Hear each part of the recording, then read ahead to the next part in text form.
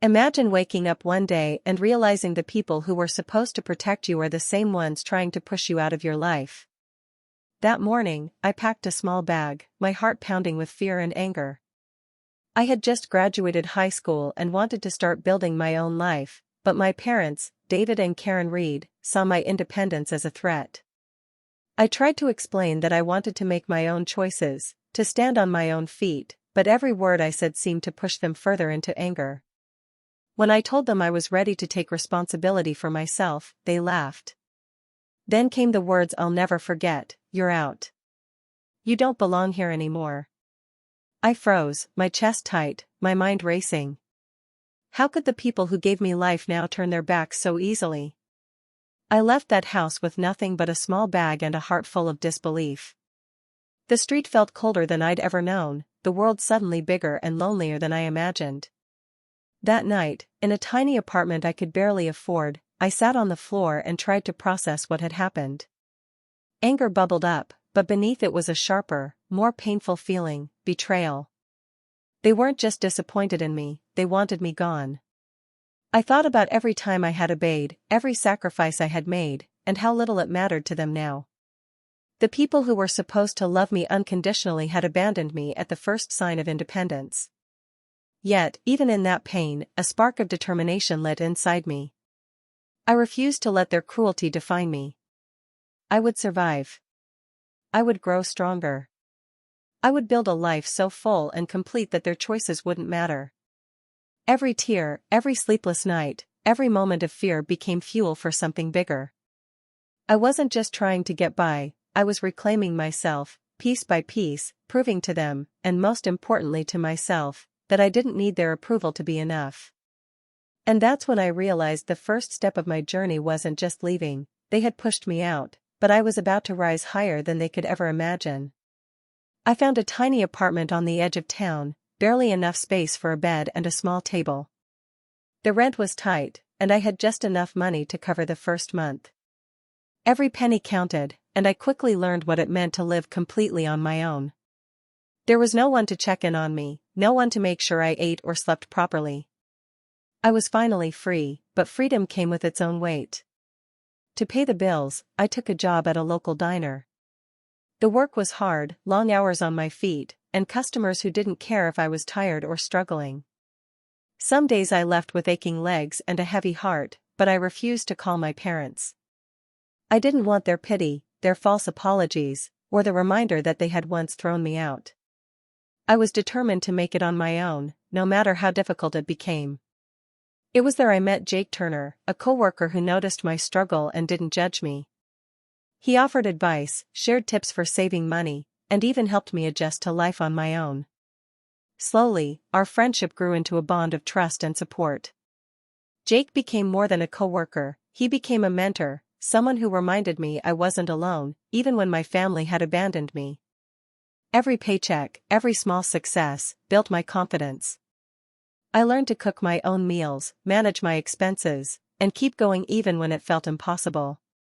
With every challenge, I felt a little stronger, a little more in control of my life. And all the while, a quiet fire burned inside me. I promised myself that I would never let anyone, especially my parents, control me again.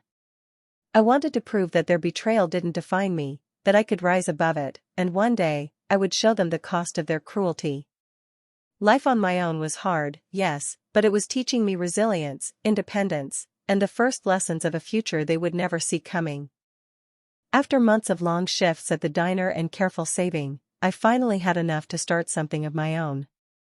I had always loved making handmade crafts, jewelry, small home decorations, and personalized gifts, and I decided to turn that passion into a small business.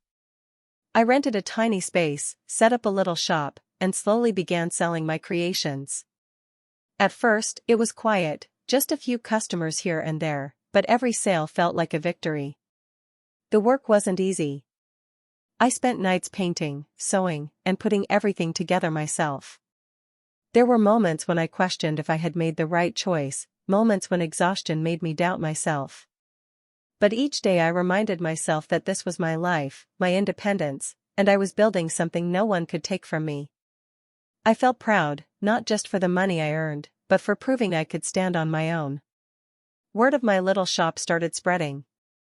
Distant relatives mentioned it when they saw me at family gatherings I no longer attended.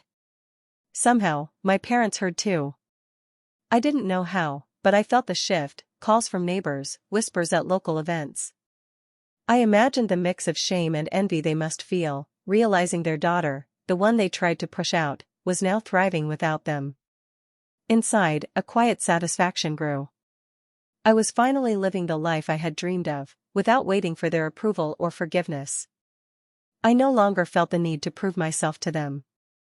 Every smile from a customer, every compliment on my work reminded me that I was enough on my own. For the first time, I understood what real freedom felt like. I didn't need their praise, their validation, or their presence to feel complete. Their rejection had once been painful, but now it fueled me. It reminded me of my strength and independence. As I watched my small business slowly grow, I realized something important: I was building a life that belonged entirely to me, a life that they could never control or take away. And in that realization, I found the first true taste of success and peace.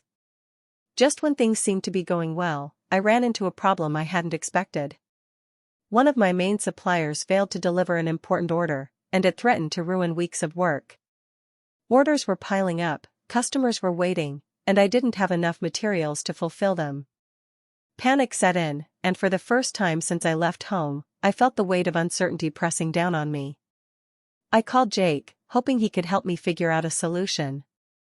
He listened patiently as I explained the situation, offering both practical advice and encouragement. "You've handled worse," he said. "You just need a plan." Together, we scrambled to find alternative suppliers, adjusted my production schedule, and managed to salvage some orders. It wasn't perfect, but it kept the business from collapsing completely. Meanwhile, I learned that my parents had somehow found out I was struggling. I didn't reach out to them, and I never planned to, but the news seemed to excite them rather than make them worried. I could imagine their smug faces, feeling a small sense of satisfaction that I was facing difficulties. The realization hit me like a cold wind: they weren't capable of care or support. Their love had never been unconditional, it had been selfish, and their joy came from seeing me stumble. That moment stung, but it also gave me clarity. I didn't need their approval, their pity, or their help. If anything, their absence reminded me how much stronger I had become. I was learning to rely only on myself and on the few people I could trust, like Jake. Every challenge, every setback, was teaching me resilience and reinforcing my independence. By the end of that week, the crisis had passed, but I carried a new understanding. Life was unpredictable, and people could disappoint you in ways you never expected. Yet, even when everything seemed to threaten my progress, I discovered that I had the strength to endure. And most importantly, I realized that some people, like my parents, were never meant to be part of my journey, and that truth made my victories even sweeter. After the supplier setback, I realized it was time to take complete control of my life. I couldn't risk anyone from my past having the power to influence me or interfere with what I was building. Slowly, carefully, I cut off all ties with my parents. I changed my emergency contacts, updated my bank authorizations, and made sure there was no way they could reach me in any official way. It was a quiet, deliberate step, but it gave me a sense of relief I hadn't felt in years. With that weight lifted, I poured all my energy into growing my business. Every hour outside of the diner, every spare moment at home, I spent improving my shop, designing new products, and finding ways to attract more customers. I learned about marketing, budgeting, and managing orders more efficiently. Each success, no matter how small, felt like proof that I was capable of building something on my own terms. Financial independence started to feel real. I wasn't just surviving, I was thriving. I could pay my rent, cover my bills, and even put a little aside for future projects. The sense of freedom was intoxicating. For the first time in my life, I had complete control over my choices, my money, and my future. I didn't have to answer to anyone who had once tried to break me. As my business grew, I noticed a shift inside me. Where once I had been fearful and uncertain, now I felt powerful. I could make plans, take risks, and see the results of my own effort.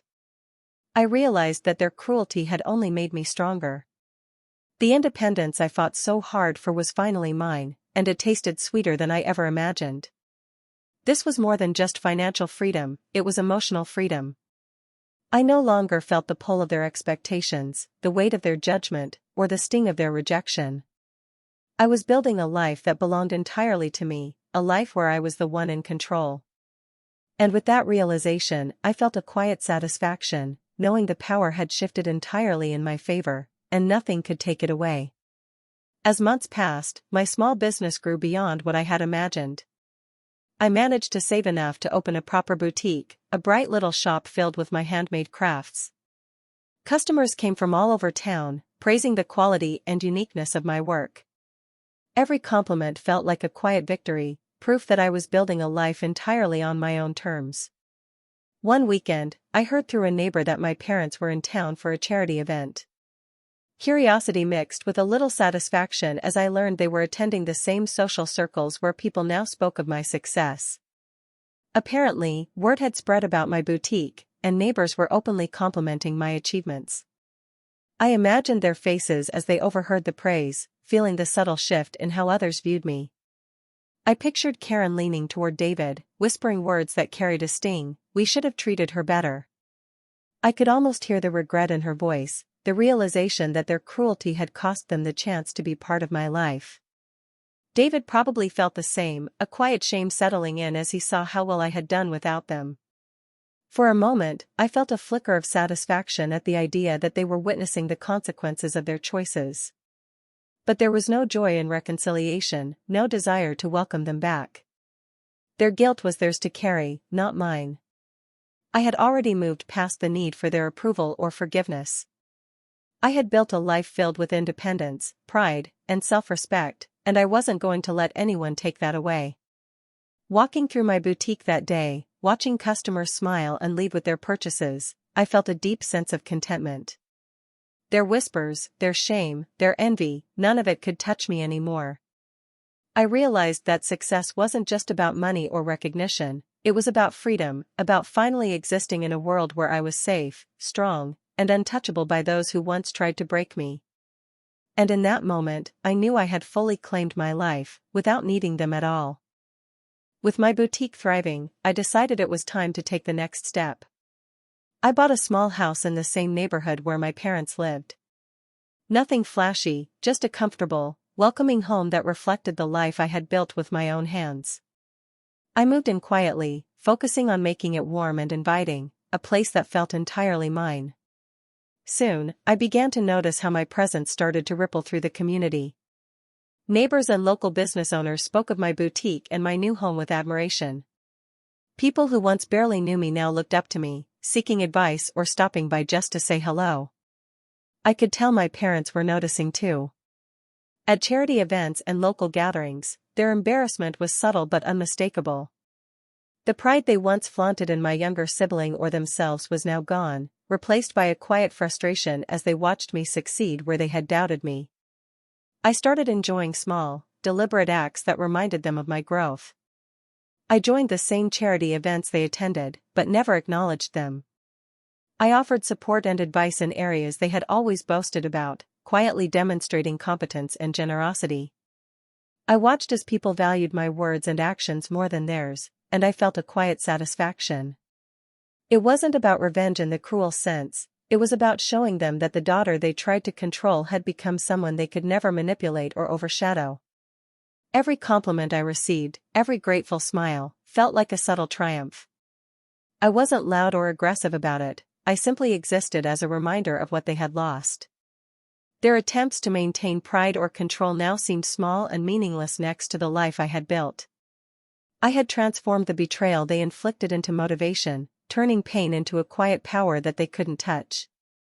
As I walked through my new home or opened the boutique each day, I felt a sense of calm strength. The neighborhood now knew me for who I truly was, and in the shadows of my success, my parents were left to reckon with the choices they had made. And I didn't need to say a word, they could see everything. Over time, life seemed to take a sharp turn for my parents. David lost his job, a position he had once boasted about, and Karen's small side business failed, leaving them scrambling to keep up with bills and responsibilities. I heard whispers through neighbors and family about their struggles, but I felt no sympathy. After years of neglect and cruelty, they were finally facing the consequences of their own choices. Meanwhile, my boutique had grown into a beloved part of the community. Customers came from all over town, praising my work and spreading the word. Local papers even mentioned my shop in a feature about successful small businesses. People admired not just my products, but the independence, skill, and determination behind them. Every compliment felt like a quiet affirmation that I had built something meaningful, something lasting, entirely on my own. Then came the moment I had anticipated for so long. My parents, humbled and desperate, began reaching out for help. They called distant relatives, asking about me indirectly, hoping someone would pass along a message. I imagined them standing at my boutique or seeing my house, trying to find a way back into the life they had abandoned. But I refused. There was no welcome mat, no second chances. I had spent too many years building strength, resilience, and a life that was mine alone. Watching them face the reality of their situation, I felt a complex mix of emotions. There was no joy in their suffering, only the quiet satisfaction of seeing justice play out naturally. Their choices had consequences, and they were now living with them. I didn't need to orchestrate revenge, the universe had done it on its own, and I was free to watch from a distance. For the first time, the pain of betrayal felt truly behind me. I had risen above it, turning their abandonment into motivation, and their struggles into a mirror showing me how far I had come. The life I built, filled with independence, respect, and love for my community, stood in stark contrast to the collapse they now faced. And in that contrast, I finally felt the full weight of poetic justice. Sitting in my boutique one quiet evening, I found myself thinking about everything I had been through. The betrayal, the years of struggle, the loneliness, and the moments when I didn't know if I could keep going, all of it flashed through my mind. I remembered the pain of being thrown out, the nights I cried alone in my tiny apartment, and the constant fear of failure. Yet, as I looked around at the life I had built, I realized how far I had come. I had grown stronger than I ever thought possible. The fear that once weighed on me had been replaced with confidence. I had learned to rely on myself, to trust my instincts, and to face challenges head-on. My boutique wasn't just a business, it was a symbol of my independence and resilience. Every satisfied customer, every compliment, reminded me that I had turned pain into purpose. Jake, who had been with me from the beginning, stopped by that evening. He smiled as he looked around the shop and said, "You've done something incredible here. Your strength is inspiring." I felt a quiet pride hearing him say that. He had seen me at my lowest and had watched me rise, and his words reminded me that resilience isn't about never falling, it's about refusing to stay down. As I reflected, I realized something important: revenge doesn't always need to be loud or dramatic.